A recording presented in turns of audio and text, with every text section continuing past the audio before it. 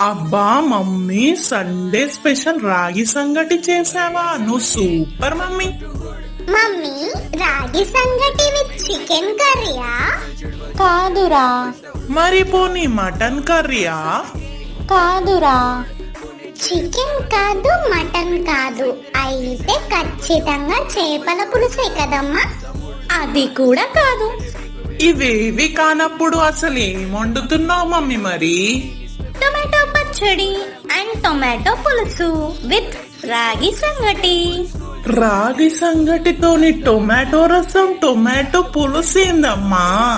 ఏ చికెనో ఏ మటనో వండుకోవాలి గాని.